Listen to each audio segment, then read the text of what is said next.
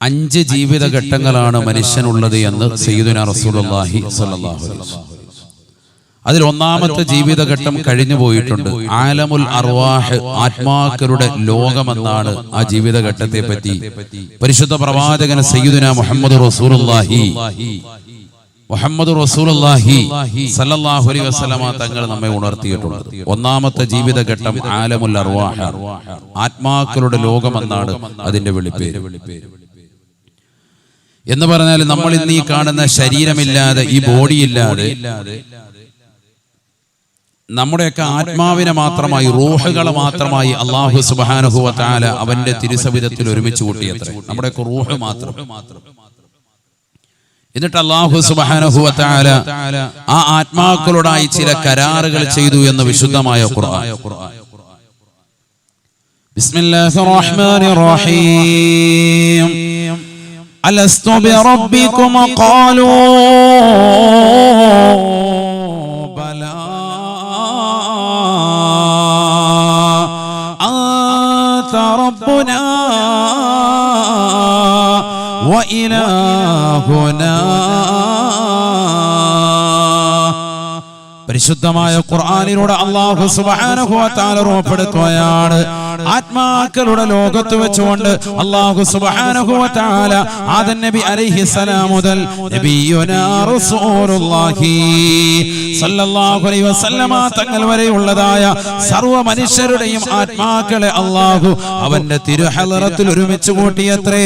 ആ ആത്മാക്കളോടായി അല്ലാഹു ചോദിക്കുകയാണ്, ആ ആത്മാക്കളോട് ചില കരാറുകൾ ചെയ്യുകയാണ്. അലസ്തു ബിറബ്ബികും, ഞാൻ നിങ്ങളുടെ രക്ഷിതാവല്ലയോ, ഞാൻ നിങ്ങളുടെ പരിപാലകനല്ലയോ? അല്ലാഹു സുബ്ഹാനഹു വ തആല ആത്മാക്കളോട് ചോദിക്കുകയാണ്. ഖാലൂ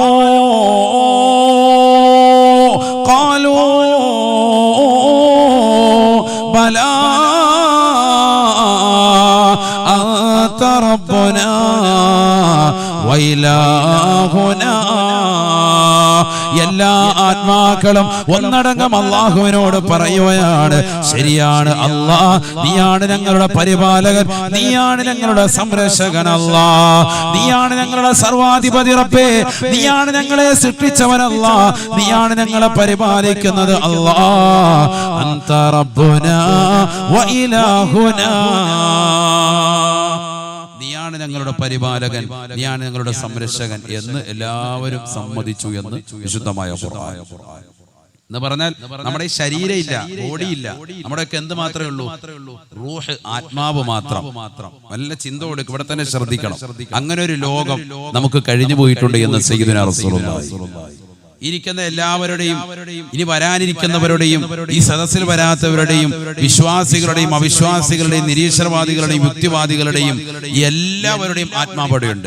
ആദം നബി അലൈഹിസ്സലാം മുതൽ നബിയുനാ റസൂലുള്ളാഹി സ്വല്ലല്ലാഹു അലൈഹി വസല്ലം തങ്ങൾ വരെയുള്ള സർവ്വ പ്രവാചകന്മാരുണ്ട്, അവരുടെയൊക്കെ സമുദായക്കാരുമുണ്ട്. എല്ലാവരുടെയും ആത്മാവിനെയാണ്, ആത്മാക്കളുടെ ലോകമെന്നാണ് അതിനറിയപ്പെടുന്നതെന്ന് സയ്യിദുനാ റസൂലുള്ളാഹി. അവിടെ എത്ര നാൾ ജീവിച്ചു? ഈ കരാറെടുത്തിട്ട് പറഞ്ഞു വിടല്ല, അവിടെ 1000 കൊല്ലക്കണക്കിന് വർഷം നമ്മൾ ജീവിച്ചു പോയിട്ടുണ്ടെന്ന് സയ്യിദുനാ റസൂലുള്ളാഹി. നമ്മുടെയൊക്കെ ആത്മാവ് ജീവിച്ചു. നമ്മൾ പറയാറുണ്ടല്ലോ, എനിക്ക് മുമ്പൊരു ജീവിതം ഉണ്ടായിരുന്നെങ്കിൽ എന്ന് പറഞ്ഞ പോലെ നമ്മുടെ ഇത് 2ാം ഘട്ട ജീവിതമാണ് എന്ന് സയ്യിദുനാ റസൂലുള്ളാഹി. ഇപ്പോൾ നമ്മൾ ഈ വസിക്കുന്ന ഈ ലോകം ഇത് 2ാമത്തെ ഘട്ടമാണ്. മൊത്തം എത്ര ഘട്ടങ്ങളാണ്? 5 ഘട്ടങ്ങളാണ്. അതിൽ ഒരു ഘട്ടമാണ് ഇപ്പോൾ പറഞ്ഞത്, ആലമുൽ അർവാഹ്. അതിലാണ് ഖുർആൻ ഓതിയത്. ഹദീസ് ഉണ്ട്, റസൂലുള്ളാഹി പറഞ്ഞിട്ടുണ്ട്. ഖാല റസൂലുള്ളാഹി സ്വല്ലല്ലാഹു അലൈഹി വസല്ലം അൽ-അർവാഹു ജുനൂദും മുജന്നദാ ഫമാ തആറഫ മിനാ യഅ്തലഫാ വമാ തനാകറ മിൻഹാ യഖ്തലഫാ. നബിയുനാ റസൂലുള്ളാഹി സ്വല്ലല്ലാഹു അലൈഹി വസല്ലം തങ്ങൾ പറയുകയാണ്, സഹാബാ ആത്മാക്കൾ വ്യത്യസ്ത കോലമാണ്, രൂപമാണ്. സഹാബാ ആത്മാക്കൾ വിഭിന്നമാണ്. ഫമാ തആറഫ മിൻഹാ ആത്മാക്കളുടെ ലോകമാകുന്ന ഒന്നാം ഘട്ട ജീവിതത്തിൽ വെച്ചുകൊണ്ട് പരസ്പരം കണ്ടുമുട്ടിയ ആത്മാക്കളുണ്ടോ?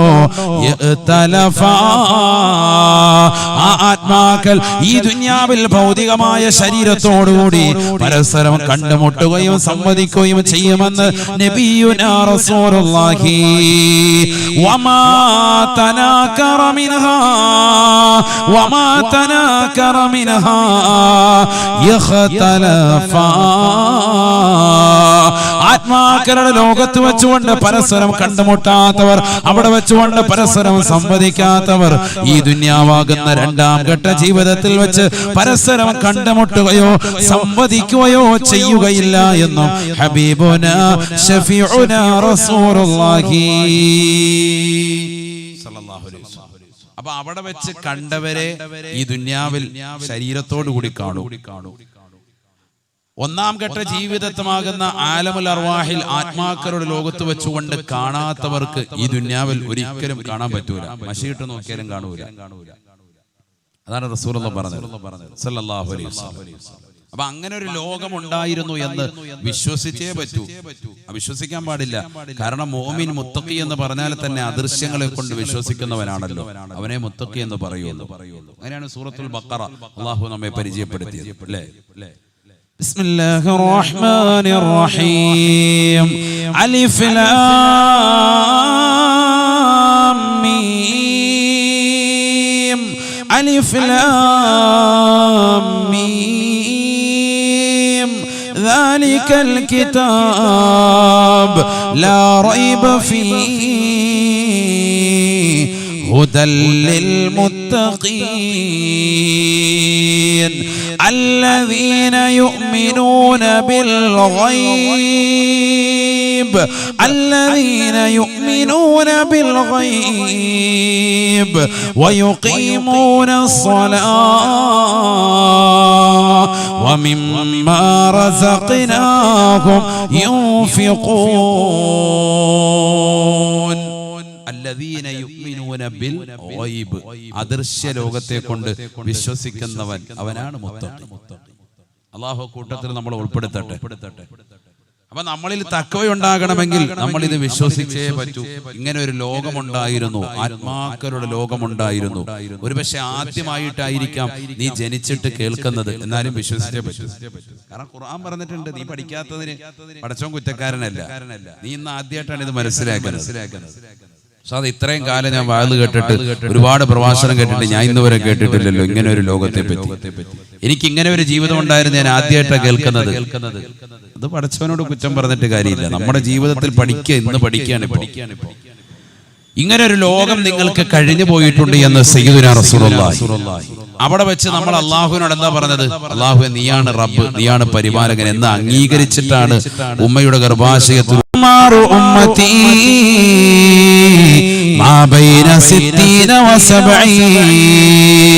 നബിയുനാ റസൂലുള്ളാഹി സ്വല്ലല്ലാഹു അലൈഹി വസല്ലം തങ്ങൾ പറയുകയാണ്, സ്വഹാബാ, എന്റെ ഉമ്മത്തിന്റെ ആയസ് 60-ന്റെയും 70-ന്റെയും ഇടയിലാണ് എന്ന് നബിയുനാ ശഫീഉനാ റസൂലുള്ളാഹി. ഉമ്മത്തി ഉമ്മത്തി, എന്റെ ഉമ്മത്തിന്റെ ആയസ് 60-ന്റെയും 70-ന്റെയും ഇടയിലാണ്. അഥവാ മുൻകഴിഞ്ഞു പോയ പ്രവാചകന്മാരുടെ സമുദായമുണ്ട്, അവർക്ക് ആയുസ് കൂടുതലാണ്, അവർക്ക് ആവേശികമായി കൂടുതലാണ്. എന്റെ ഉമ്മത്തിന്റെ ആയുസ് ഇത്രയേ ഉള്ളൂ. റസൂലുള്ളാഹിന്റെ ഉമ്മത്തല്ലേ നമ്മള്. അല്ലാഹു നമ്മളെ നിലനിർത്തി തരട്ടെ. അൽഹംദുലില്ലാഹ് الذي جعلنا من أمة محمد صلى الله عليه وسلم.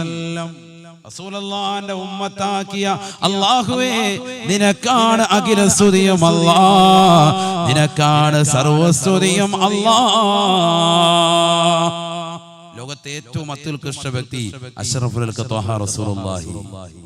ആ റസൂലുള്ളാഹിന്റെ ഉമ്മത്തിൽ നമ്മൾ ഉൾപ്പെട്ട അൽഹംദുലില്ലാഹ്. അല്ലാഹു നമ്മളെ കബൂലാക്കട്ടെ. അള്ളാഹു നമ്മളെ സ്വീകരിക്കട്ടെ. നമ്മൾ പറയും നമ്മളൊരു പ്രവാചകനായില്ലല്ലോ, സഹാബിയായില്ലോ, ഒന്നും വേണ്ട, റസൂലുള്ളാഹിന്റെ ഉമ്മത്തിൽ പെട്ടാൽ മതി, അത് തന്നെ ഏറ്റവും വലുത്. രക്ഷപ്പെട്ടു നമ്മൾ. അള്ളാഹു നമ്മളെ കബൂലാക്കട്ടെ. കുറഞ്ഞ ആയുസ്സേ നമുക്കുള്ളൂ, കുറഞ്ഞ കാലഘട്ട ജീവിതം നമുക്കുള്ളൂ. അതിൽ നമ്മൾ നല്ലതുപോലെ അമൽ ചെയ്യണം, നല്ലതുപോലെ അമൽ ചെയ്യണം, നല്ല രക്ഷപ്പെടുള്ളൂ. അള്ളാഹു തൗഫീഖ് നൽകട്ടെ. നബിയനാ റസൂലുള്ളാഹി സ്വല്ലല്ലാഹു അലൈഹി വസല്ലമ തങ്ങൾ പറയുകയാണ്, ഈ ദുനിയാവാകുന്ന രണ്ടാമത്തെ ഘട്ട ജീവിതത്തെ കുറിച്ച് അല്ലാഹുവിന്റെ റസൂൽ പറയുന്നു, സഹാബ അദ്ദുനിയാ മസ്റഅത്തുൽ ആഖിറ. ഈ ദുനിയാവ് ആഖിറത്തിലേക്കുള്ള കൃഷിയിടമാണ്. ഈ ദുനിയാവിൽ അമൽ ചെയ്യണേ, അമൽ ചെയ്യണേ. ഇവിടെ പണിയെടുക്കണം, ഇവിടെ വെറുതെ നിന്നാ പോരാ,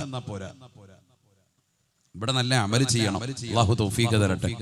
ഏതാ അമല്? നിസ്കാരം അമലാൻ, നോമ്പ് അമലാൻ, സക്കാത്ത് കൊടുത്തുവിട്ടൽ അമലാൻ, ഹജ്ജും ഉംറയും അമലാൻ. എന്ത് സദക്ക നൽകുന്നു അതൊക്കെ തന്നെതാകുന്ന അമലാണ്. പാവങ്ങളുടെ കണ്ണീരൊപ്പുന്നത്, നിരാലംബര കവലമാകുന്നത്, വിധവകൾ കത്താണിയായി വരയ്ക്കുന്നത്, സാമ്പത്തികമായ സഹായം, ധനസഹായം, നാട്ടിലുള്ള പട്ടിണി പാവങ്ങൾക്ക് കൊടുക്കുന്നത്, സ്ത്രീധനം എന്ന മഹാവിപത്തിന്റെ പേരിൽ കണ്ണീര് കുടിക്കുന്ന ജനതയ്ക്ക് മാന്യമായ രീതിയിൽ സംഭാവന നൽകി അവരെ ഹൈറായ ഇണയെ കണ്ടെത്തിക്കൊണ്ട് നീ കെട്ടിച്ചയക്കുന്നത് ഒക്കെ എല്ലാം നന്മയാണ്.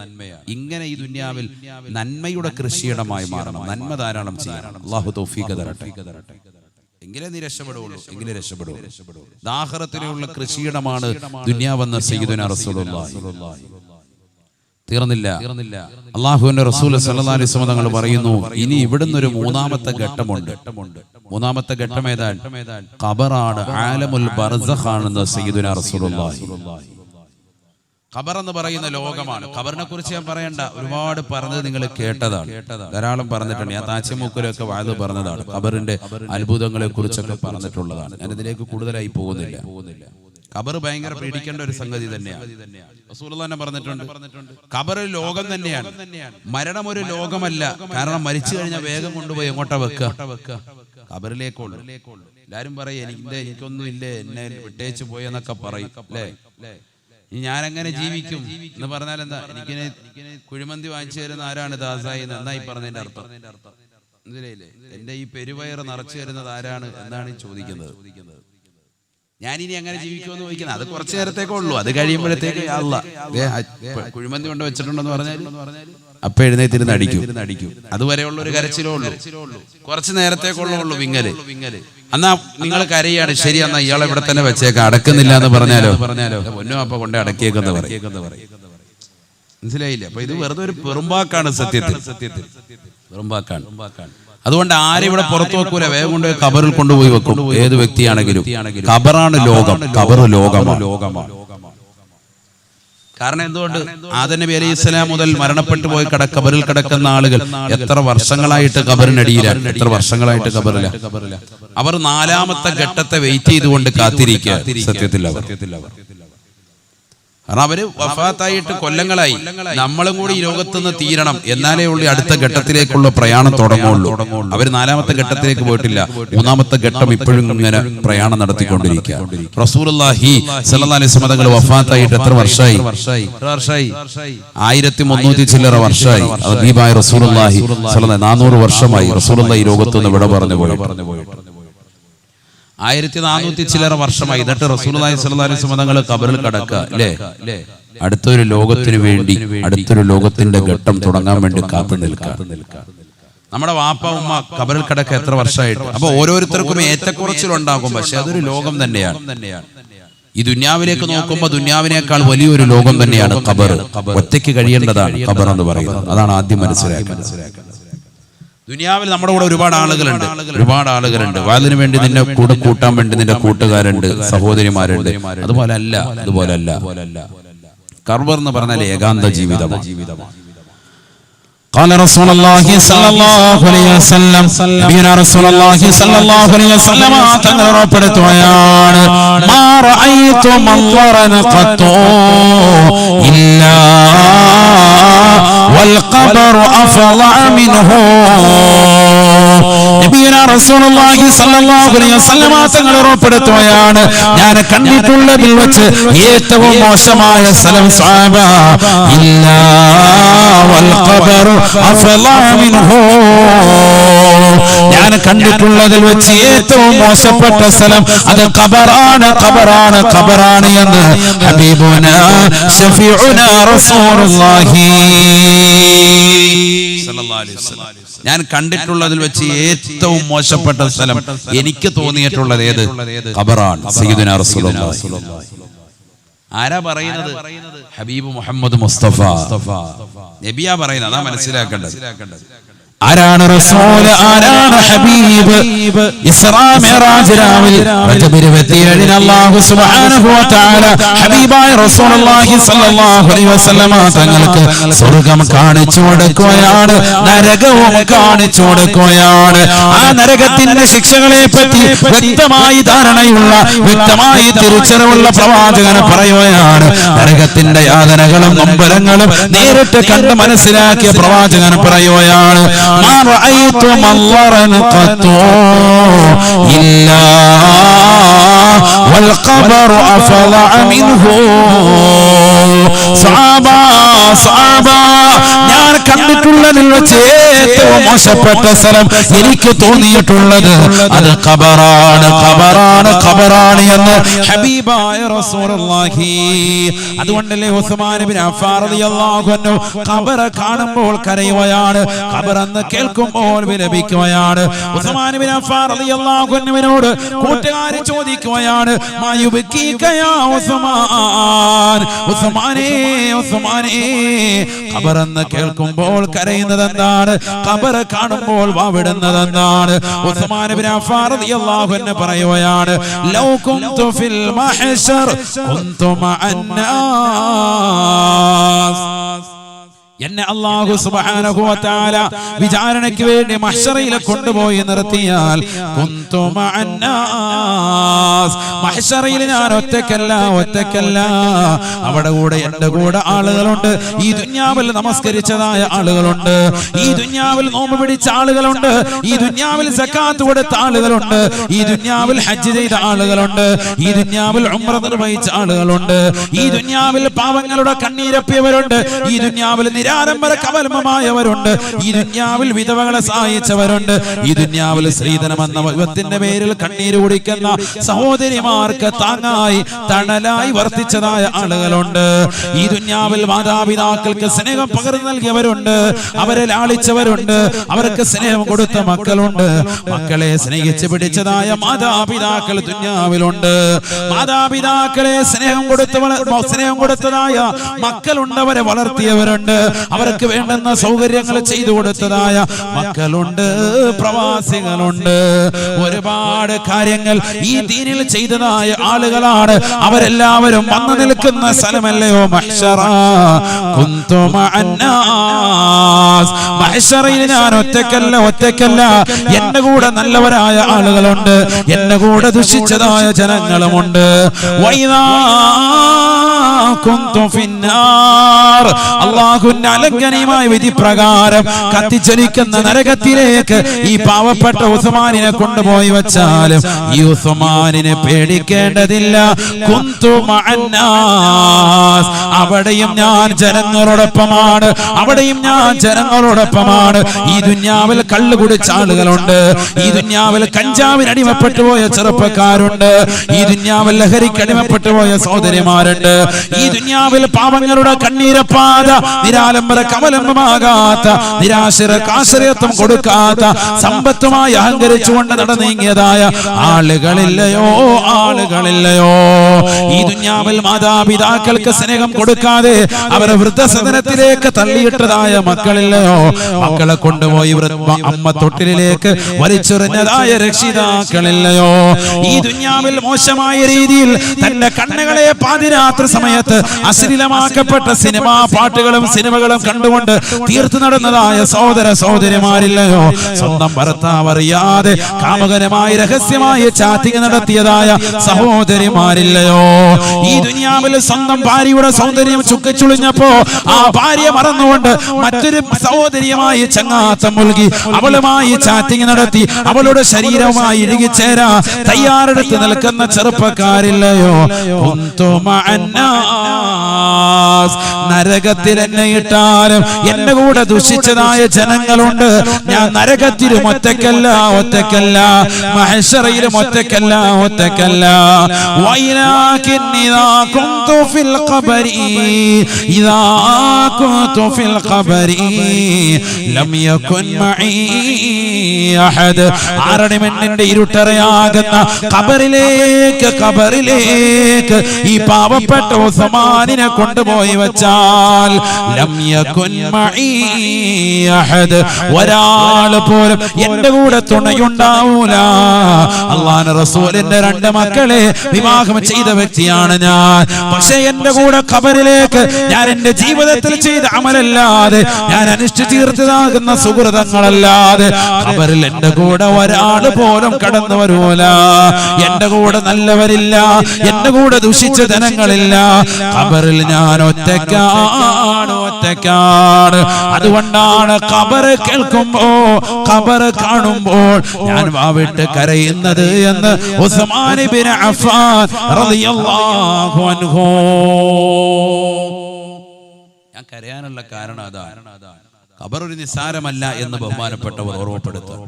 ഫഇൻ തൻജു മിൻഹാ തൻജു മിൻ ദി അളീമതി വഇല്ലാ ഫഇന്നി ലാ യഖാലുക നാജിയാ. ഉസ്മാൻ ഇബ്നു അഫ്ഫാൻ റളിയല്ലാഹു അൻഹു ഓരോ വ്യക്തിയുടെ ഖബറിന്റെ സമീപത്ത് നിന്നുകൊണ്ട് ഖബറിൽ അടക്കുമ്പോ അദ്ദേഹത്തെ ഖബറിലേക്ക് എടുത്തു വെക്കുമ്പോ ഖബറിൽ മൂടുകല്ല് വെച്ചിട്ട് എല്ലാവരും പിരിയുന്നതിന് മുമ്പായി ബഹുമാനപ്പെട്ടവരെ പാടുകയാണ് ഫഇൻ തൻജു മിൻഹാ തൻജു മിൻ ദി അളീമതി വഇല്ലാ ഫഇന്നി ലാ യഖാലുക നാജിയാ. അല്ലയോ മനുഷ്യ, ഖബറിൽ കടക്കുന്നതായ സഹോദര, ഏകാന്തരായി കിടക്കുന്ന സഹോദരി, ഈ ഖബറിൽ നിന്ന് നീ രക്ഷപ്പെട്ടിട്ടുണ്ട് എങ്കിൽ ഇനി അങ്ങോട്ടുള്ള ജീവിതം മുഴുവനും രക്ഷയാണ്. വഇല്ലാ ഫഇന്നി ലാ യഖാലുക നാജിയാ. ഈ ഖബർ നിനക്ക് ഇടുക്കമാണോ? ഈ ഖബർ നിനക്ക് ഞെരുക്കമാണോ? ഈ ഖബർ നിനക്ക് അദാബാണോ? ഇതിൽ മുങ്കർ നക്കീറിന്റെ ചോദ്യങ്ങൾക്ക് മറുപടി കൊടുക്കാൻ കഴിയാതെ വന്നുപോയോ? റഹ്മാൻ എന്ന മലക്ക് വന്നുകൊണ്ട് നന്മ തിന്മകളെ രേഖപ്പെടുത്താൻ പറയുമ്പോ ഉമനീര് വിരൽ മുക്കിക്കൊണ്ട് തിന്മകളാണ് നീ രേഖപ്പെടുത്തിയിട്ടുള്ളത് എങ്കിൽ നിന്നെ കുറിച്ച് രക്ഷപ്പെട്ടവനാണെന്ന് പറയാൻ ഈ ഉസ്മാനിനെ കൊണ്ട് സാധിക്കൂല എന്ന് ഉസ്മാൻ ഇബ്നു അഫ്ഫാൻ റളിയല്ലാഹു അൻഹു.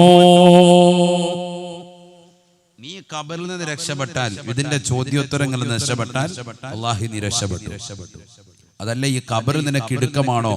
ലാ യഖാലുക നാജിയ, നിന്നെ രക്ഷപ്പെട്ടവനാണെന്ന് പറയാൻ ഞാനില്ല എന്ന് ഉസ്മാൻ ഇബ്നു അഫ്ഫാൻ റളിയല്ലാഹു അൻഹു.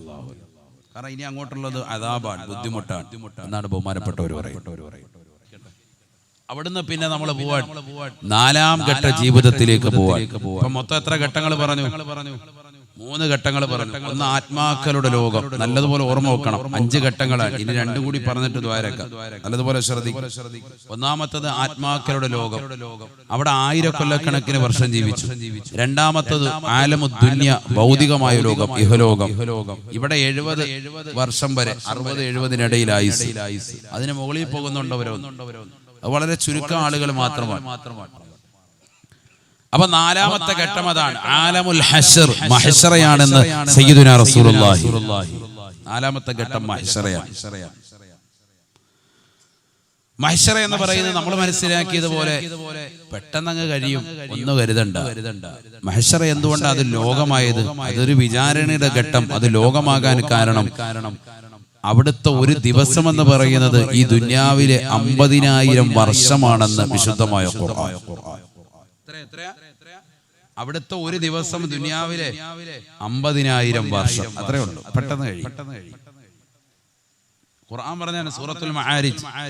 بسم الله الرحمن الرحيم سأل سائل بعذاب واقع للكافرين ليس له دافع من الله ذي المعارج تعرج الملائكة والروح إليه في يوم كان مقداره 50,000 سنة فاصبر صبرا جميلا